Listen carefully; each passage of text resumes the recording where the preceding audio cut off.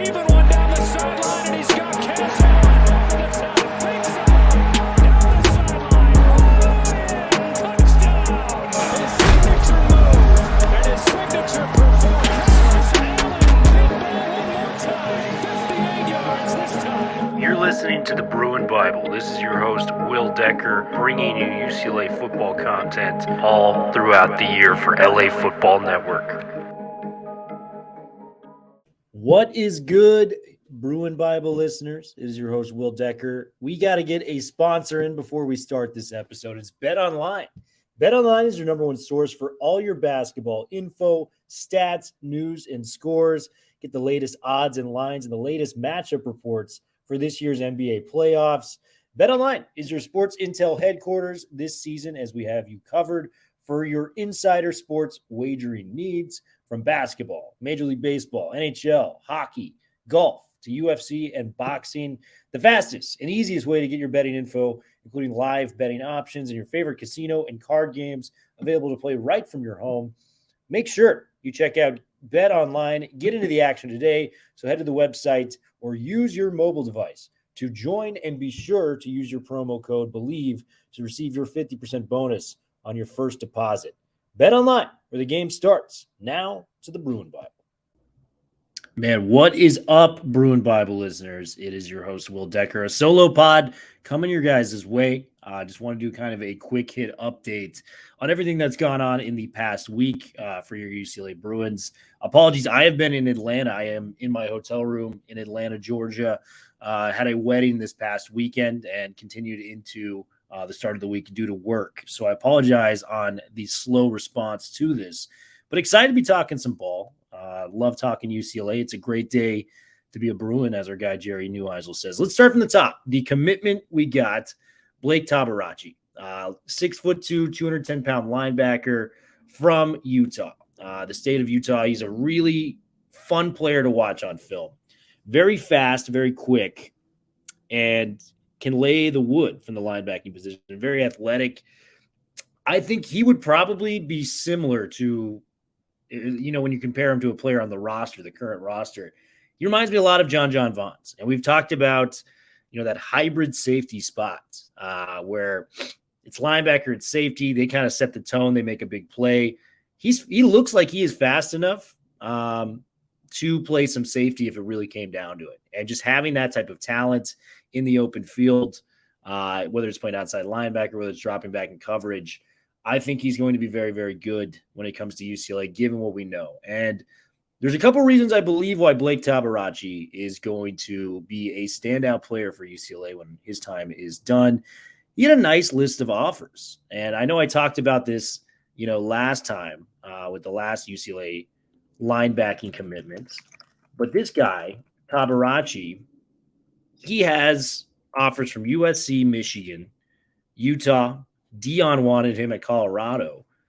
And, just the best schools on the West Coast outside of Oregon, who I do believe we're going to get in on him, have all extended an offer. Not even just interest, just, hey, we want you to come play here. And I think that really bodes well for the likes of a guy like Tabarachi when it's all said and done. So really pleased with that. You can see that elite programs wanted him. And the other point, man, I mean, I've made this before. When we had this commitment with the likes of an Isaiah Patterson last week, I said, you're going to get the best coach in the world, Ken Norton Jr., leading them in the linebacking room. It's why Oladejo transferred here. It's why Darius Muasa transferred here.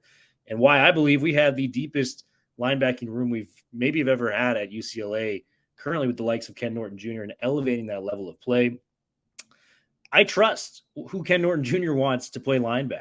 And to kind of run it back, this guy has been the foundational leader when it comes to building careers, whether it was Clay Matthews and Brian Cushing and, Ray Maluga at USC. It was Bobby Wagner and KJ Wright in Seattle. It was Khalil Mack.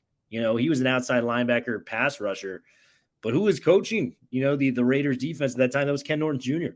So this guy repeatedly has shown time and time again to get the best out of his players. And he knows a thing or two about playing linebacker himself, given his pedigree, given what we know from his time at UCLA, even into the pros. when he's winning multiple Super Bowls, the likes of the San Francisco 49ers and the Dallas Cowboys. Sign me up. Tabarachi looks great. You pair him with Isaiah Patterson and just the coaching he's going to get. I think this is very, very special. And, I think we're not blown away necessarily with the 4-star players or the 3-star players, but 40% of all players drafted the next level are 3-star guys. And to kind of make a point out of this on how important coaches are and their development, let's take a look at some of the running backs that Deshaun Foster was able to develop for UCLA. Joshua Kelly, transfer from UC Davis, 2-star NFL. Demetric Felton, 3-star wide receiver, low-tier ranked, drafted NFL. Britton Brown, 3-star running back, went to Duke originally, then went to UCLA because he knew Foster was that guy, NFL. Oh, you want more? Let's go to the offensive line. Tim Drevno put 2-star guards into the NFL this past year. And it's not like the undrafted free agent thing. NFL teams picked these guys on their draft boards. They gave them the phone call themselves. John Gaines and Mafi, lower tier 2-star guys, were 2 of the best guards in all of college football last year. If you don't believe me, go check the PFF stats.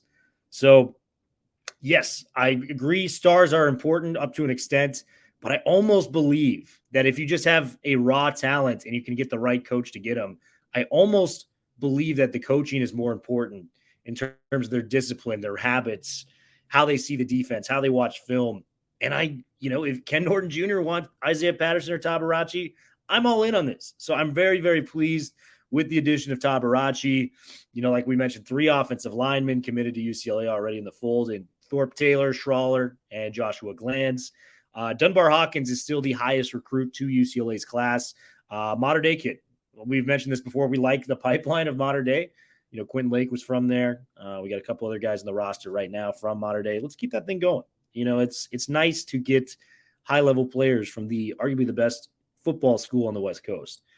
And then you got Tabarachi and Patterson. So good things coming ahead for these guys with the development of Ken Norton Jr. and the raw talents that they possess. Bruin Bible listeners, we've got a special sponsor for today's episode. It is AG1. AG1 has been something that I've really enjoyed using in my spare time.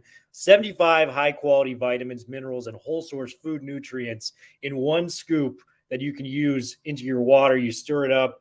I use it before my workouts, before I start my day, and it has totally given me the energy I need to do the little things in life, like going to work, getting an extra boost, a second wind, if you will, for a workout.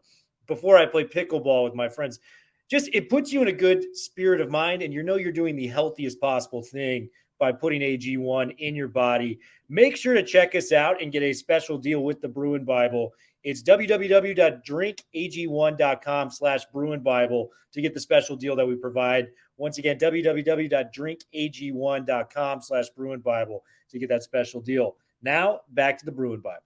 Next, let's talk about the travel of UCLA. And I got to be honest, this is the first time that me as a fan of UCLA and, their move to the Big Ten, I was all, in favor of it when I got over the weirdness of them no longer being the Pac-12. It's a little bit much.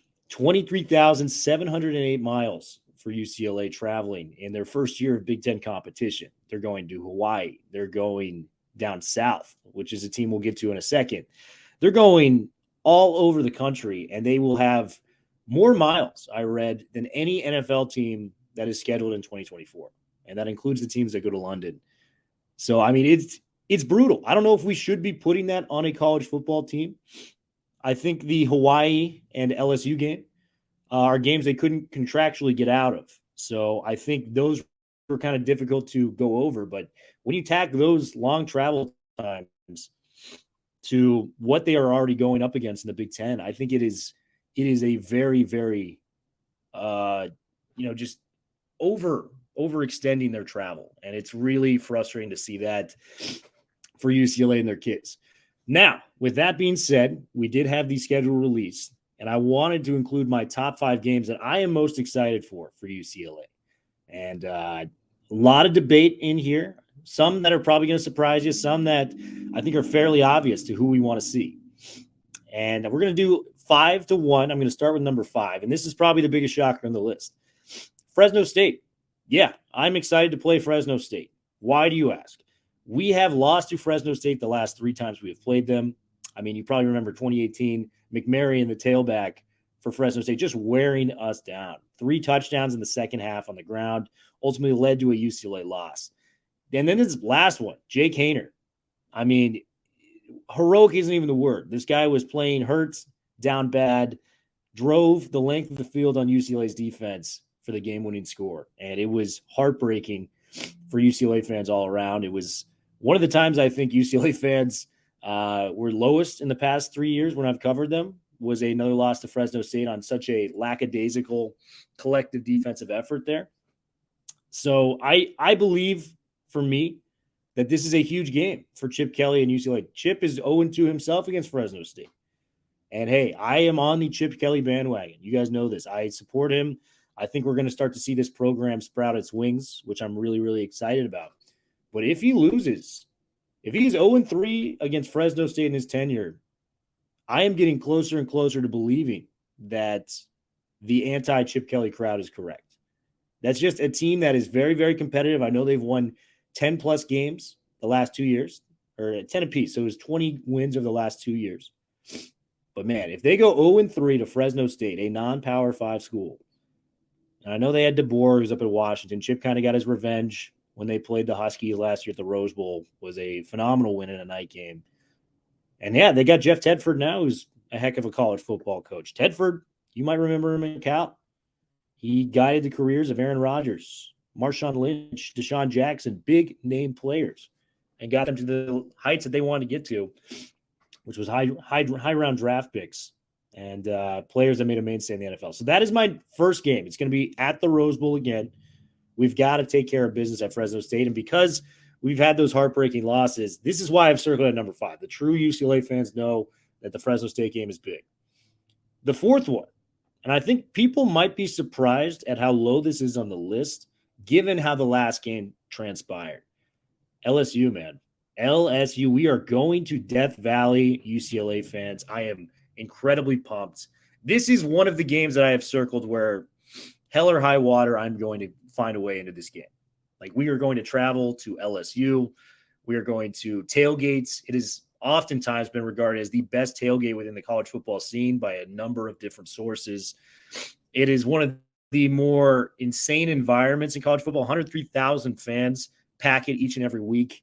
It's going to be a blast. And the reason I, have them this high is, gun to my head right now, if you're asking me if healthy, do I think Ethan Garbers is going to at least split reps with Dante Moore? Maybe not be the overarching number one starter when all is said and done, but, play his fair share of snaps. I think Ethan Garbers is going to play a lot this year.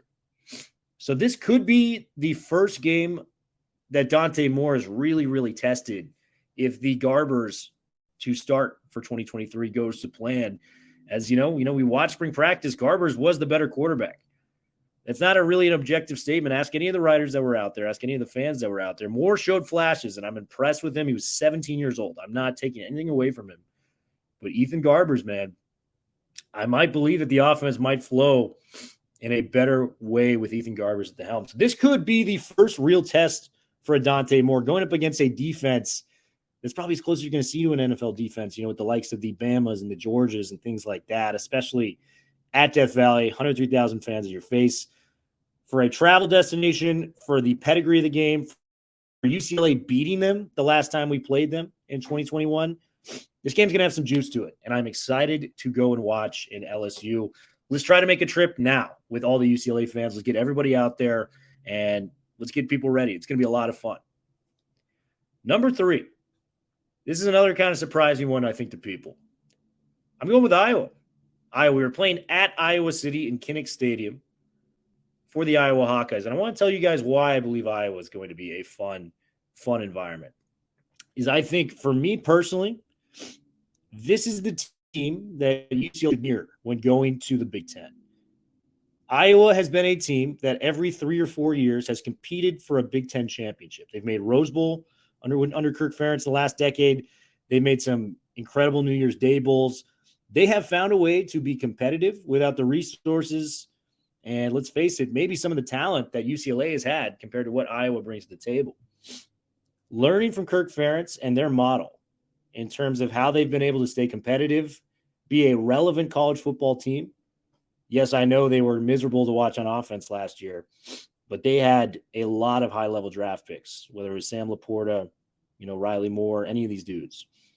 So I believe if UCLA were to take a look at what they've got, when they produce their O-line, and that comes from a guy named George Barnett. He developed Tyler Linderbaum, who was the best center prospect I've ever seen at the college level. Tim Drevno, great offensive line coach. He actually finished number 10 in Big Game Boomers O-line coaches of 2022 last year. So Tim Drevno, we know his history. We know he's an offensive line guy, worked with the Niners, worked with USC, has put a lot of guys in the NFL. We can kind of maybe come close to what Barnett does, not to the exact level, but having a guy that is similar to that. As well as the tight ends. I mean, we know what Derek Sage did. I know he's no longer here. He's in Nevada. But, Brian Ferentz, the son of Kirk Ferentz, they put together a Noah Fant, George Kittle, TJ Hawkinson, Sam Laporta group all to the NFL. What has UCLA done? Caleb Wilson, draft pick. Devin Asiasi, draft pick. Greg Dulcich, draft pick.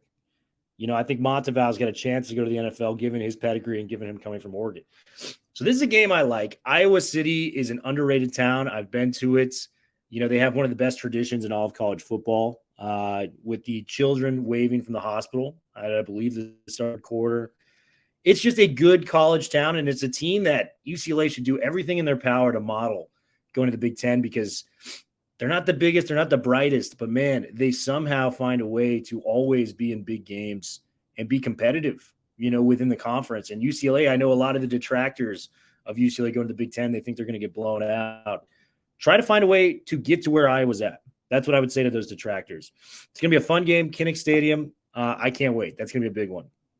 Number 2, fairly obvious, Ohio State. And yes, it is one of the big-time programs within college football. We all know that. Ryan Day has that special relationship with Chip. In fact, Chip found out they were going to the Big Ten with Ryan Day playing golf.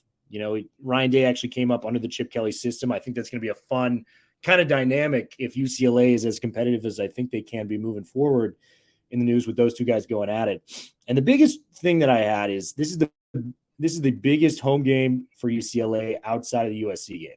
And just to clarify, I didn't announce this at the beginning of the top 5 teams. USC is not eligible for this list. So number 1 is not going to be USC. We get the USC game every year. It's incredible. But with the Big Ten move, I wanted to pick 5 new games that we can go to. Anyways, back to Ohio State. Ohio State, I think this is going to be a test to UCLA fans. How bad do we want to be considered a Big Ten team in terms of the fandom that we can provide to the Rose Bowl?